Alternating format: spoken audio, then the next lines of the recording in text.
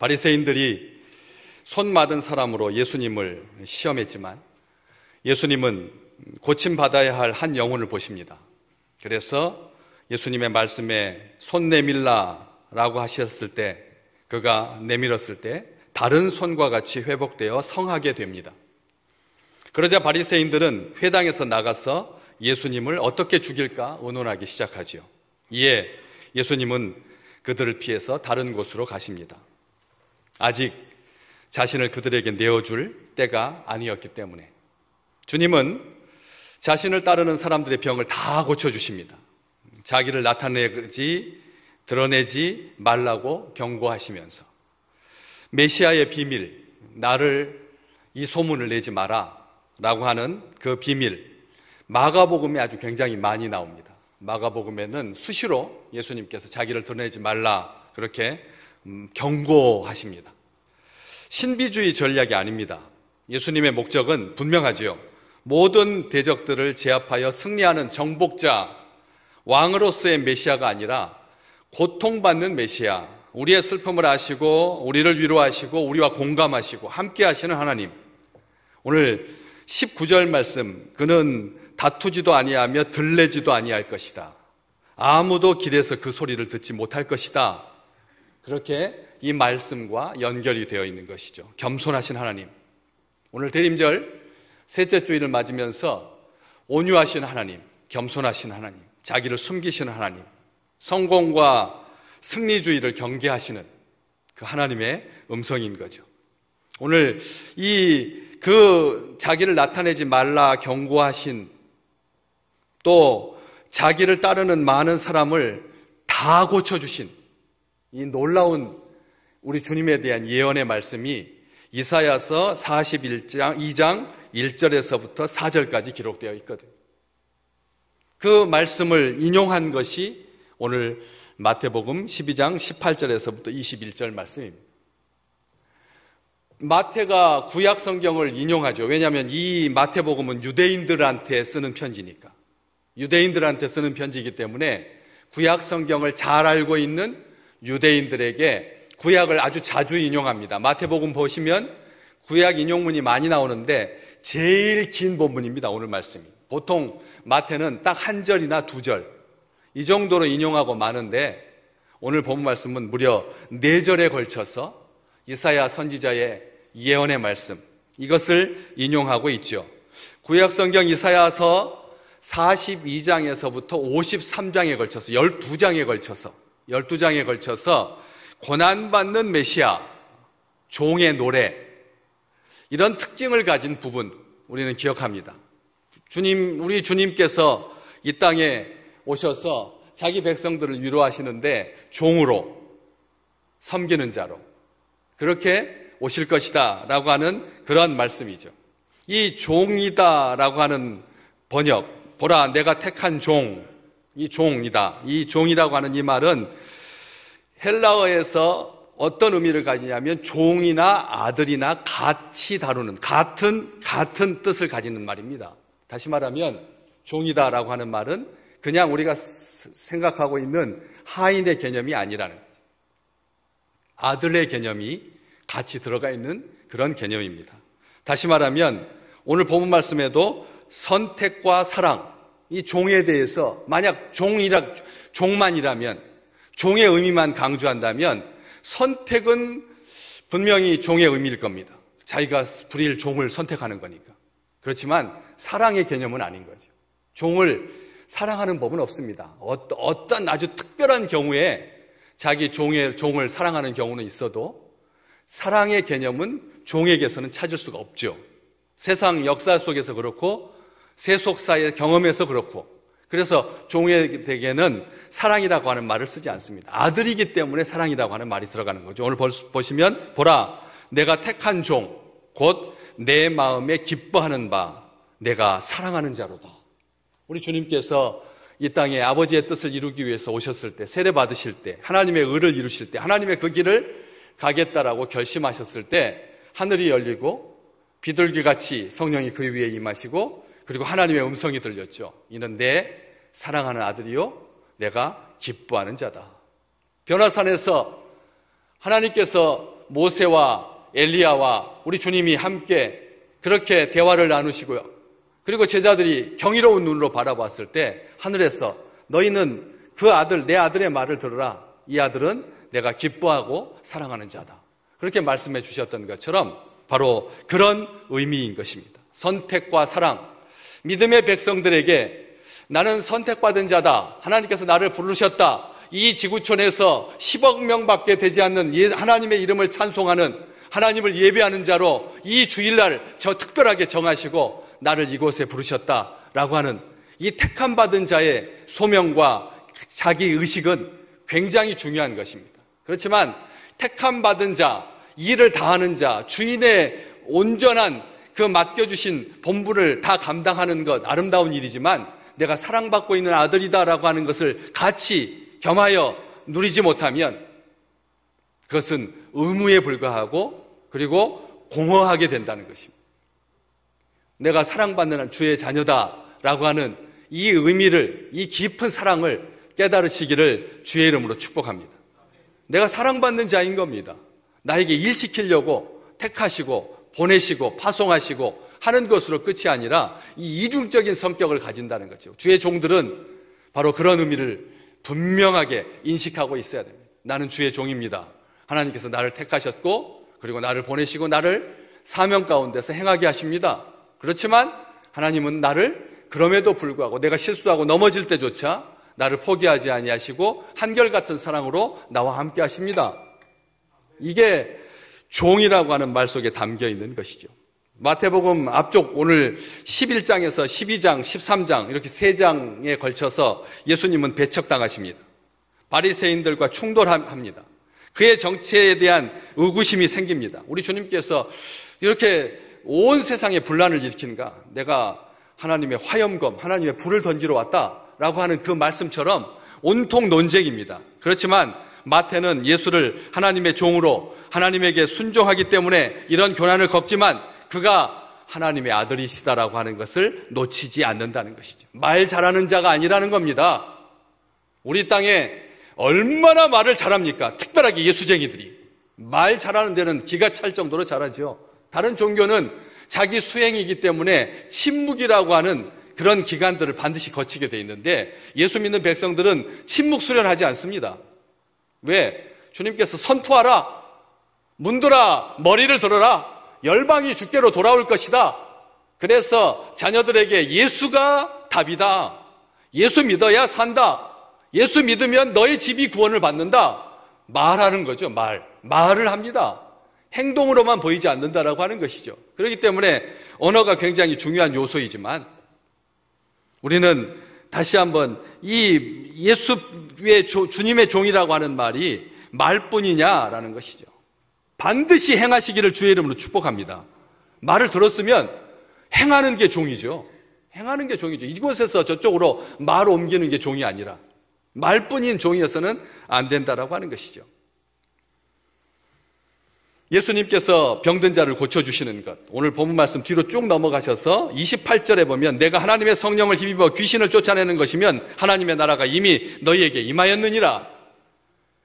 치유와 축기 사역은 하나님의 나라가 임하고 있다라고 하는 표시이죠. 그런데 다른 종을 보낼 수 있음에도 불구하고 내 마음에 기뻐하는 바 내가 사랑하는 자, 즉 독생자 예수님을, 아들 예수를 우리에게 보내주신 하나님, 이유는 딱 하나입니다. 이 아들을 보낸 일이 굉장히 중요하기 때문에, 아들 말고는 다른 종들이 감당할 수 없기 때문에, 예수님 이전에도 많은 종들이 하나님의 보내심을 받아서 이 땅에 와가지고 사람들을 향하여서 선포했습니다. 회개하라, 돌이켜라, 우상 숭배하면 망한다, 하나님만이 참 신이다. 끊임없이 종들을 보내셨습니다. 그런데 온 인류를 구원하시기 위해서는 다른 것이 아니라 아들을 보내셨죠. 게다가 얼마나 이 일이 막중했으면 성령까지 함께 보내셨을까요? 28절 말씀, 내가 내 영을 그에게 줄 터이니.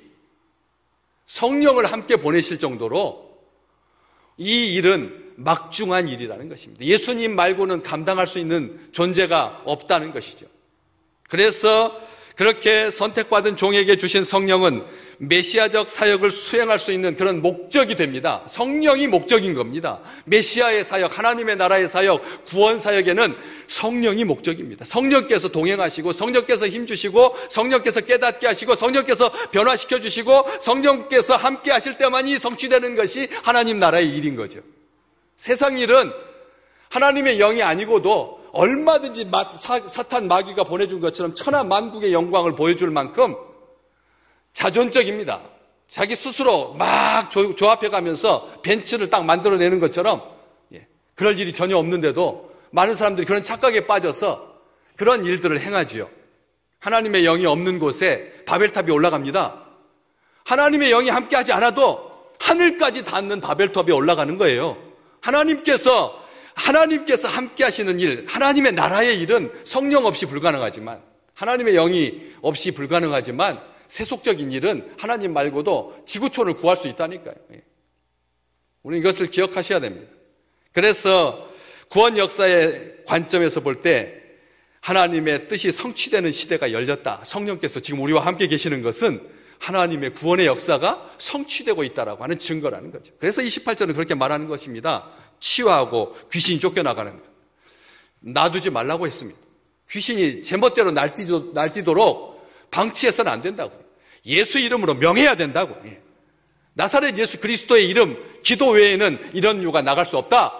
우리 주님께서 말씀하셨기 때문에 귀신에 사로잡혀 살지 아니하도록 이 세상을 향하여서 수시로 기도하고 수시로 무시로 선포하셔야 되는 거죠. 이게 하나님의 나라가 임하고 있다라고 하는 표시니까. 다시 말해서 성령을 통해서 예수 그리스도께서는 하나님의 나라를 회복하시는 일을 행하십니다. 8장, 9장 온통 성령과 함께 하셔서 기적을 베푸시죠. 나병 환자를 고쳐주시고, 백부장의 하인을 고쳐주시고, 중풍병 든 자를 고쳐주시고, 한 관리의 딸을 고쳐주시고, 혈루병 든 여인을 고쳐주시고, 맹인 2사람을 고쳐주시고, 앞쪽에 8장과 9장에 마태복음에 그렇게 기적적인 일들을 행하십니다. 그리고 12장에 안식일에 대하여서 해석해 주죠. 한 손 마른 사람을 치유하십니다. 무슨 뜻입니까? 하나님의 정의가 실현되고 있다는 것이죠. 종의 역할은 딱 하나입니다. 오늘 그렇게 기록하고 있지 않습니까? 그가 18절 말씀 심판을 이방에 알게 하리라. 우리 주님께서 평화의 왕으로 오시는데 우리가 지금 평강을 기다리고 있는데 대림절인데 오실 주님께서 하실 일은 딱 하나. 하나님께서 이사야 선지자를 통해서 못 박듯이 규정하여 주신 그 한 가지 일 무엇입니까? 심판을 알게 하리라. 이방에게 심판을 알게 할 것이다. 이 말, 이 심판, 이방이 알게 하는 것, 정복자, 침략 왕의 사자, 이 종이 보냄받아서 심판을 알리는 그런 역할을 감당하는 이 지구촌에서의 종은 적국의 왕이 사네립이 예루살렘을 멸망시키기 위해서 히스기야 임금에게 사자를 보내서 항복하지 않으면 멸망시킬 거다. 이 망하고 말 거다라고 말해주는 것과 뭔 차이가 있습니까? 그렇잖아요? 아들을 보내셨는데 종으로 살아가는 아들을 보내셨는데 그가 와서 이방이 심판을 알게 하기 위해서 보내신 거다라고 말했을 때 우리는 언뜻 생각하기에는 아니 주님께서 오셔가지고 구원을 베푸셔야지. 하나님께로 돌이키게 해야지. 왜 심판을 알게 한다라고 하는 말인가? 정말 정복자인가? 하나님께서 이 땅을 정복하기 위해서 아들을 보내서 심판을 알게 하시는 건가? 이 언어, 심판이라고 하는 이 단어가 무슨 의미에 더 가깝냐면 심판의 개념보다는 정의의 개념에 가깝습니다. 우리가 생각하는 심판하면 어떤 생각을 가지십니까? 잘못을 따져서 잘한 자에게는 상을 주고 못한 자에게는 벌을 주는 그런 개념이잖아요. 심판했을 때.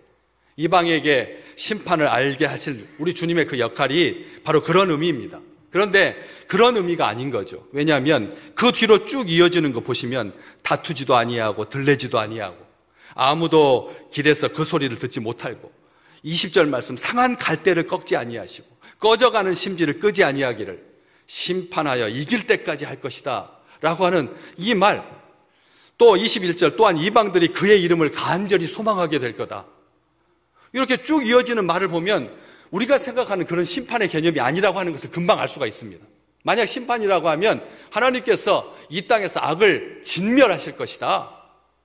이렇게 선한 자를 하나님께서 복 주실 것이다. 이런 차원로만 계속 나와야 되는데 굉장히 뒤에 나오는 말은 좀 부드럽고 온유하고 겸손하잖아요. 그래서 여기에서 나오는 심판은 심판의 이상의 의미를 갖는다는 거죠. 왜? 억압을 받는 사람들에게 이 용어가 사용될 때, 그렇죠? 심판이라고 하는 말이 억압당하는 사람들에게 사용될 때는 법적인 의미보다 종교적이고 윤리적인 의미가 더 크기 때문에 그렇습니다. 이 단어가 악한 자에게 사용될 때는, 군림하는 자에게 사용될 때는 이 땅에서 자기 스스로를 금수저라고 생각하고 내가 성공한 사람이다, 내가 승리자다, 내 말한 대로 이 세상은 굴러간다, 내 뜻대로 계획한 대로 이루어진다, 이렇게 착각하는 사람들에게는 심판의 개념이겠지만, 우리 주님께서 이 땅에 오셔서 약한 자, 세리와 죄인과 창녀와 귀신 들린 자, 병든 자, 아픈 자, 연약한 자를 고쳐주셨잖아요. 그렇기 때문에 힘들어하는 사람들에게는 법적인 의미가 아니라 심판의 개념이 아니라는 거예요. 정의의 개념. 다시 말하면 하나님께서 베푸시는 긍휼과 인애와 자비와 공의의 개념이라는 거죠. 지난주 우리 말씀 같이 받으신 거 기억나나요? 우리 주님께서 우리에게 인애와 뭘 베푸신다? 진리를 베푸신다. 은혜와 진리가 만나고 의와 화평이 입맞춘다. 그 말씀에서 보시듯이 이 말은 바로 그런 말씀과 다 연결이 되는 것입니다. 하나님께서 긍휼을 베푸신다, 인애와 자비를 베푸신다, 은혜를 베푸신다. 하나님의 이것이 하나님의 뜻이다. 21절 말씀, 이방들이 그의 이름을 바라는 것이 하나님의 뜻이다. 이방들이 하나님의 이름을, 하나님의 그 이름이 가지고 있는 그 능력을, 구원을 베푸시는 하나님의 그 뜻을, 인애를, 자비를 바라게 된, 소망하는 것, 이것이 바로 그 의미다라고 하는 것이죠. 18절에도 내가 내 영을 그에게 줄 터이니, 이 하나님의 성령을 아들에게 주어서 이 땅에 보내시는 것은 성령께서 하시는 일이 심판의 한 영이 아니거든요. 성령께서 하시는 일은 보혜사, 위로자, 변호사, 바로 그런 의미잖아요. 성령은 그런 의미거든요. 그렇기 때문에 심판은 분명히 맞습니다. 우리 주님께서 이 땅에 심판의 주로 다시 오실 것입니다. 그렇지만 초림하셨을 때, 처음 오셨을 때, 성령과 함께 오셨을 때 그 성령의 의미는 우리를 깨닫게 하고 마음을 변화시켜서 회개하게 하고, 그래서 하나님을 추구하게 하고 하나님 잘 믿게 하는 것이 목적이었지, 심판하고 판단하고 그리고 선과 악을 구별하고 이런 차원이 아니었다는 것이죠. 유다 백성의 완고함 때문에 받는 심판은 오히려 이방인들이 구원에 포함되는 뜻밖의 결과를 가져왔죠. 그렇지 않습니까? 유대인들이 완고해서 하나님의 심판을 자초했습니다. 그래서 이 소돔성이 불타버린 거예요. 그 심판, 자기 백성, 자기 땅에서 다 쫓겨나는, 정말 이리와 늑대들만이 가득했던 그 공간, 그것은 우리에게 분명한 의미를 가져다 주는 거죠. 하나님을 향하여서 완악했을 때, 불평하고 원망했을 때 하나님께서 심판하신다라고 하는 것을 우리에게 보여주시지만, 더 큰 측면은 그것 때문에 이방인들이 구원의 은혜를 입게 되었다라고 하는 것이죠. 마태복음 11장, 앞장 21절 잠깐 보실까요? 자막도 있습니다. 11장 21절 보시면 같이 읽어볼까요?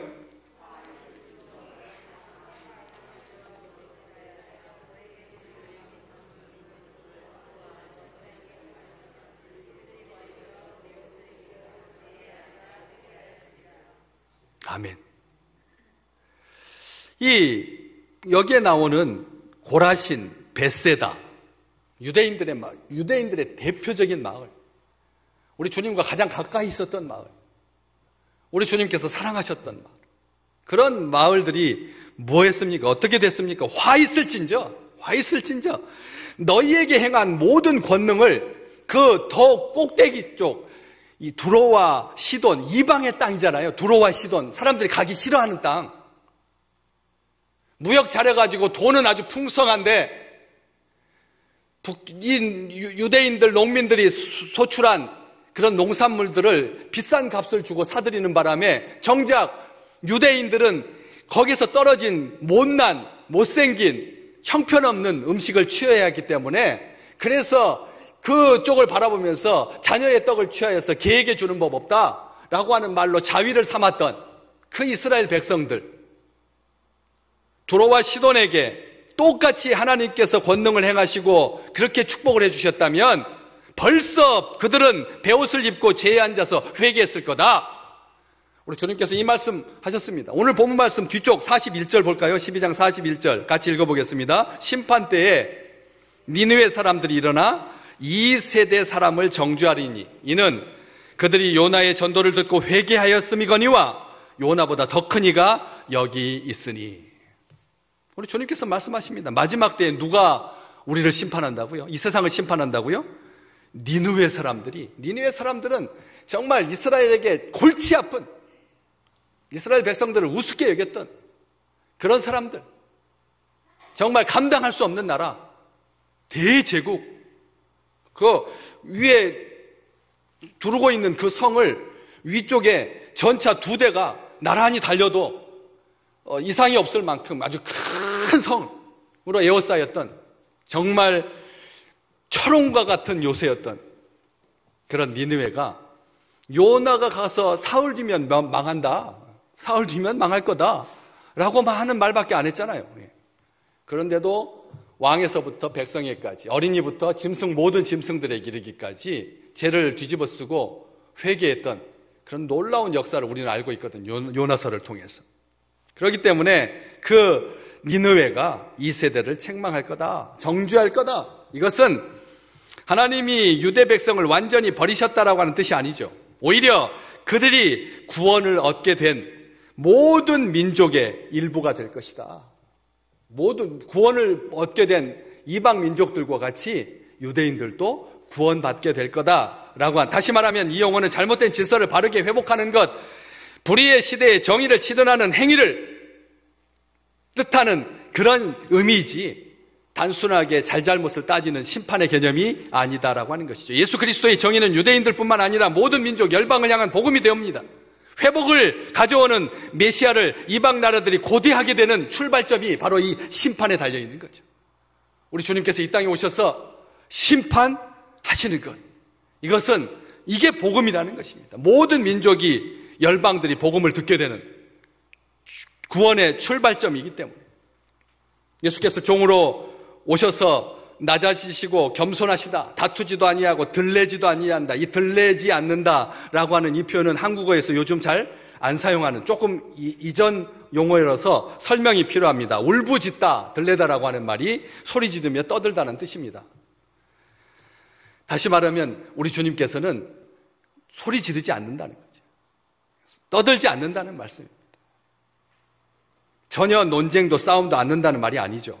앞쪽에 오늘 이 8절까지 말씀 보면 바리새인들과 안식일 규례와 관련하여서 논쟁을 벌이셨습니다. 그런데 그것은 생명을 회복하고 변호하기 위함이었지 자기 소리를 내기 위해서가 아니었던 것이죠. 이런 점에서 예수 그리스도는 낮고 겸손한 아들이며 종이신 거죠. 예수님은 십자가를 향해 가는 여정에서 자기를 조롱하고 무시하고 비참하게 하는 자들과 싸우기보다는 고난을 받는 종으로 하나님의 뜻을, 열방을 회복하는 아버지의 뜻에 순종하셨던 것을 우리는 기억하고 있습니다. 아무도 그의 음성을 거리에서 듣지 못하는 것, 이것은 자신을 숨기시는 겸손하신 그런 비유적인 표현입니다. 하늘나라를 가져오신 겸손의 예수께서, 그 예수님을 사람들은 듣지 못한다는 거죠. 예수께서 심판과 정의를 선포하지만 낮아지심과 겸손으로 하신다는 것입니다. 상한 갈대를 꺾지 아니하고 꺼져가는 심지를 끄지 아니하셔서 심판하여서 이길 때까지 아들 종은 세상에서 무가치하게 취급받는 사람들을 회복하신다는 것입니다. 예수님은 심판을 휘두르는 재판장이 아니라는 거죠. 하나님의 종이기에 상한 갈대와 꺼져가는 심지를 포기하지 않으신다는 것을 기억하셔야 합니다. 상한 갈대는 가치가 떨어져 있는 사람들입니다. 꺼져가는 심지는 기능을 못하는 사람들입니다. 어떠십니까? 지금 우리가 가치 있게 살고 있습니까? 기능을 제대로 하고 있습니까? 왜 이태원에서 죽어간 젊은이들의 부모들이 이 조합을 만들어가지고 그날 29일과 10월 29일과 10월 30일 이 땅에는 정부가 없었다라고 왜 말하는 것입니까? 정부도 기능을 잃고 정부도 가치가 떨어져서 지금 자기들이 소리를 내지 않으면 이 땅이 하나님의 공의가, 하나님의 정의가, 하나님의 심판이 실현되지 않을 것 같아서 힘을 합쳐서 그렇게 일어난 것 아닙니까? 예수 그리스도는 상한 갈대를 가치 있게 하시는 분이십니다. 꺼져가는 심지를 재기능할 수 있도록 회복시켜 주시는 분이십니다. 우리 믿음의 백성들이 다시 한번 이 개혁교회가, 리폼드 처치가 장로님의 기도로 그냥 호소로 끝나서는 안 된다는 거죠. 우리 교회는 개혁하는 교회입니다. 모든 것이 다 개혁되어야 합니다. 기존 관념으로 그냥 편안함으로 이 근방에서 그래도 예배 드릴 만한 교회는 우리 이 교회밖에 없어 해서 억지로 그냥 구색 맞추기로 예배 드리는 그런 사람들이 아니라 하나님께서 가치를 회복시켜 주시고 기능을 회복시켜 주셔서 빛과 소금의 역할을 충분하게 넉넉히 감당하는 우리 믿음의 백성들 되시기를 주의 이름으로 축복합니다.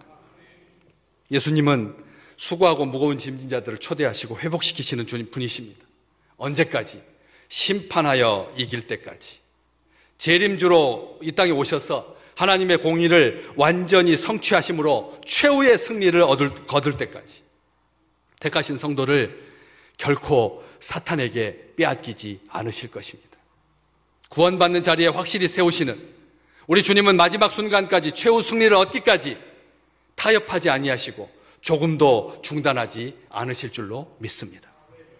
유진 피터슨 목사님 이 부분을 이렇게 메시지 성경에서 번역했더라고요. 우리 다시 한번 오늘 대림절 셋째 주간을 맞이하여서 살아가야 할 힘 주시는, 우리를 회복시키시는, 우리와 함께 하시는 심판주요 온전하신 우리 주님을 다시 한번 우리 입술로 같이 한번 고백해 볼까요? 그는 소리 지르거나 목소리를 높이지 않으며 길가에서 소란을 피우지 않을 것이다. 그는 누구의 감정도 짓밟지 않으며 너희를 궁지에 몰아넣지도 않을 것이다. 어느새 그의 정의가 승리할 것이며 아득히 먼 곳에 믿지 않는 사람들까지도 그의 이름만 듣고도 희망을 품게 될 것이다. 아멘. 얼마나 아름답습니까? 우리 주님 소리 지르거나 목소리 높이지 않으시고 또 길가에서 소란을 피우지 아니하시고 좀 길가에서 소란 피우는 사람들이 너무나 많잖아요. 길가에서 소란을 피우는 사람들이 너무나 많아요.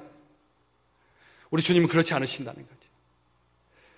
누구의 감정도 짓밟지 않으시고 궁지에 몰아넣지도 않으시고 어느새 그의 공의가 승리할 것이고 아득히 먼 곳에 믿지 않는 사람들까지도 그의 이름만 듣고도 희망을 품게 되는, 이것이 바로 이 땅에 오시는 우리 주님을 기다리는 백성들의 온전한 고백이 되시기를 주의 이름으로 축복합니다. 부드러워졌으면 좋겠습니다. 부드러워졌으면 좋겠습니다. 너무 거칩니다. 이 세상이 너무 무조건 데모부터 하려고 합니다. 너무 사람들이 막 머리를 깎아댑니다. 안 들으니까 정부가 말로 해서는 안 되니까 행동부터 막 보여주려고 합니다. 진정 이 땅의 공의는 소리를 들내지 아니하는 사람들에 의해서, 신실한 주의 백성들에 의해서 하나님의 역사가 새롭게 써져가고 또 다음 세대가 불같이 일어나고 그래서 온통 하나님의 의를 이루는 참으로 하나님의 평화와 하나님의 공의가 가득한 귀한 나라가 될 줄로 믿습니다.